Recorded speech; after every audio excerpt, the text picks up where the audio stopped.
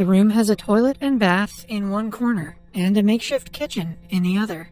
The mother and son share a single bed because of the limited space. It has only a skylight that works as a window, and the door needs a passcode to be opened. Jack has never in his life been outside of the room. His mother Joy was abducted by a man 7 years ago, who has been holding her captive in the same room ever since. Jack is the result of the sexual abuse Joy had to go through because of the abductor. The only form of entertainment the kid has is an old TV, which he thinks is a magic box. He believes that people inside the TV are aliens who live on another planet with trees and animals. The film begins with Jack waking up and saying hi to the inanimate objects around the room, like the chair, the wardrobe, the sink, and so on. Since he has only seen 2 people in his life, he has made friends with the objects around the room. The kid has no concept of space and thinks that the room is all that exists. To avoid explaining the harsh truth of his life, Joy has never told him about the outside world. The two have named the abductor Old Nick. He comes to Joy every night and assaults her sexually. After 7 years of torture, she has gotten used to it. He also brings them necessary groceries and buys them clothes once in a while. Jack is excited because today is his 5th birthday. His mother makes him a cake with whatever materials they have. Jack is stoked about getting something he has only ever seen on TV, but is disappointed to see the cake has no candles. He demands that Joy should have asked Old Nick for candles for their Sunday treat. Joy claims that she can only ask him for necessary goods. When it turns dark, she makes Jack sleep inside a tiny cupboard, as usual. She does this so the kid won't have to witness Old Nick assaulting her. When the abductor enters the room, Jack watches him through the slats of the cupboard. He is terrified of going out because he can tell the man hurts his mother. The following day, as Joy is eating breakfast, a bad tooth falls out of her mouth. She hands it to her son, who keeps it in his mouth. Ew. They have breakfast, which is only a piece of toast. The kid wishes to eat something else, but Joy doesn't respond, knowing that this is all she can provide him. When Jack wakes up the next morning, he is overjoyed to see a brand new toy car on the table. Old Nick has brought it for him as a present for his birthday. Jack believes that Old Nick is a magician who can bring stuff out of the TV. He plays with the car for the entire day around the room. For an hour or so, the two scream at the ceiling, hoping to catch someone's attention, but as usual, nothing happens. Later, while talking, Jack mentions his imaginary pet dog, Lucky. Joy tells him that Lucky isn't real, making him upset. When Joy is distracted, Jack sees a mouse on the floor for the first time in his life. He tries to touch it, but Joy notices and chases it away. He is sad because the mouse was the only animal he has ever seen. That night, while making dinner, Joy accidentally leaves the toaster oven on, and it catches fire. She quickly turns it off and tries to wave off the smell, hoping Old Nick won't notice. However, when he comes around at night, he smells the burnt cheese instantly. He gets annoyed and calls her names. When she snaps back with a snarky comment, he gets violently angry and almost hits her. It turns out he was laid off from work 6 months ago and can hardly provide for the 3 of them. Poor Jack tries to ignore the conversation but accidentally makes a noise.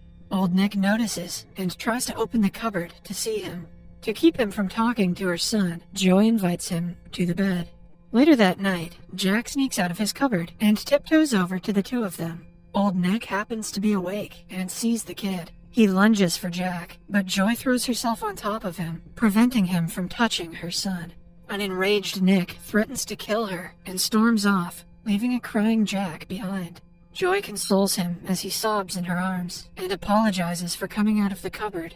The next morning, the room is suspiciously cold. Joy notices that their heater is turned off, which means Old Nick must have cut off the power supply to the shed. Joy knows that they cannot survive in the cold for long. Moreover, with the shortage of money, she is afraid Nick will starve them to death. So, she sits Jack down and explains to him that they are being held in a shed by a bad person. She tells him that she was only 17 when Old Nick asked her to help him with his sick dog. He fooled her and kidnapped her in the shed. Before that, she used to live with Jack's grandparents in a house that had a hammock. The kid refuses to believe her and declares that trees, houses, and hammocks only exist on TV. Although Jack is stubborn, Joy keeps on telling him things about the outside world. She even shows him a dried leaf that has fallen on the skylight, but the kid insists the leaves are green, so she must be lying. The next day, while watching TV, he asks her if trees and people are real. Joy calmly explains to him how the real world works, finally making him believe her. Not wasting much time, she devises a plan to escape. She boils water and uses it to make it look like Jack has a fever. She even forces herself to vomit and spreads it around the pillow to make him smell bad. The kid cries and claims he doesn't want to do it. Joy doesn't enjoy seeing him crying, but she has no other way to escape. When old Nick arrives that night, she tells him that the cold has made Jack sick. Nick touches his forehead, which is burning because of the hot water. He claims that he will bring antibiotics tomorrow, and leaves. Joy is disappointed because she had thought he would take Jack to the hospital, where the kid would have a chance to escape.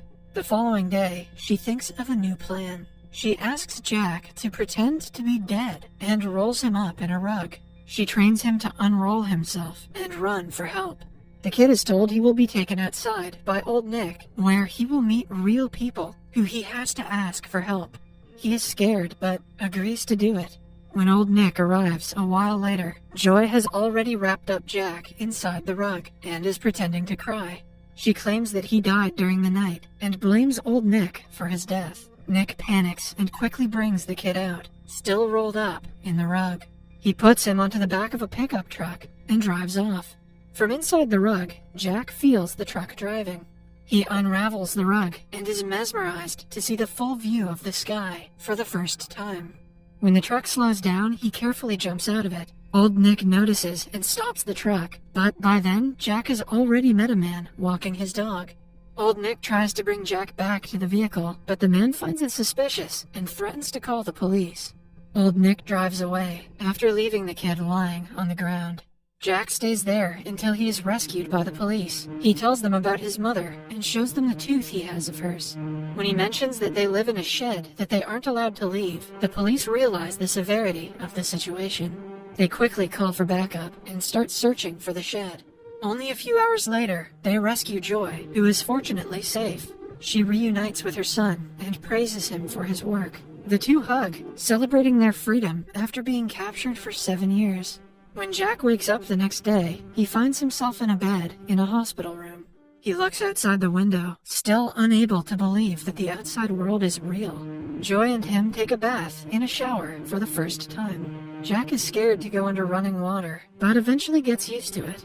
The doctors perform several tests on them and declare them healthy. They are recommended to wear a lot of sunscreen since they were hardly exposed to sunlight in captivity. Jack is also told to wear sunglasses if the world seems too bright. The kid is nervous to talk to the doctor, so he quietly whispers to Joy if he wants to say something.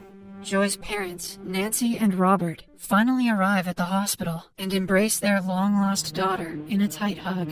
They had accepted she was never going to return after suddenly disappearing one day. Joy is told that her parents have divorced and her mother is now dating a man named Leo. Following that, Joy and Jack are taken home, where a crowd of people and reporters have gathered to witness the return. Jack needs help to walk down the stairs because he is not used to it. He meets Leo, who is delighted to see both of them. After they are settled, Nancy comments that they should cut Jack's hair, but the kid quietly whispers that his strength is in his hair. At dinner, the family enjoys a nutritious meal that is foreign to Jack. He eats ice cream for the first time and experiences a brain freeze. Oof, maybe life was better in the room. Joy notices that her father hasn't talked to Jack at all. She realizes that he is not comfortable with Jack being his grandchild because he was the product of her being sexually assaulted. Enraged that he is not willing to accept her son, she gets into an argument with him and storms off to her room with Jack. The following day, Joy shows Jack a picture of her and her high school friends. She is clearly annoyed at the fact that their lives turned out to be nice, while she was rotting in that hell of a room. Jack has a hard time adjusting to the new life. He never leaves his mother's side and doesn't talk to anyone else. Leo makes the kid comfortable and talks to him like a father, which helps him a lot. Joy falls deep into depression after failing to be happy, even after getting out of captivity. She forces Jack to play, even when he refuses to, and gets into a huge argument with her mother. Some days later, their family's lawyer informs them that they will need money for the upcoming trial, and the easiest way to get some is to do a primetime interview.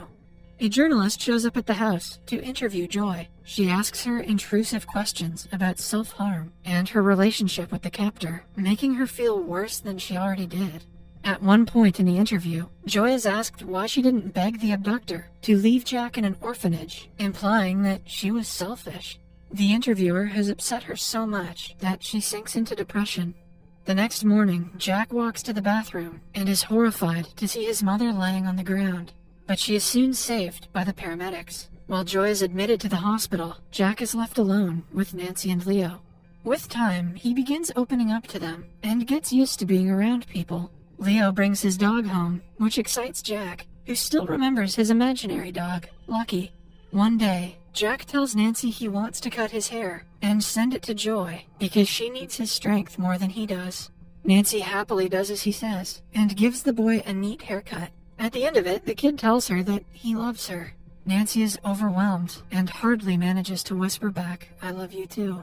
That day, a neighbor's kid calls Jack out to play. He makes a friend for the first time in his life and plays with him in the backyard. At the same time, Joy returns home and smiles watching him play. When the mother and the son meet, she claims that his hair helped her get well quickly. As time passes, Jack experiences several things with his mother. They go to different restaurants, parks, and places that they didn't get to visit for all those years. They also hang a hammock at the house that Jack has always wanted to play in. As the two are swinging in it, Jack asks to visit the room. Joy is shocked by the request, but she agrees to take him for a visit. When Jack returns to the place, he comments that it has shrunk since they were last here because he remembers it being bigger. Before leaving, he wishes the objects in the room a goodbye, like he used to wish them while in captivity.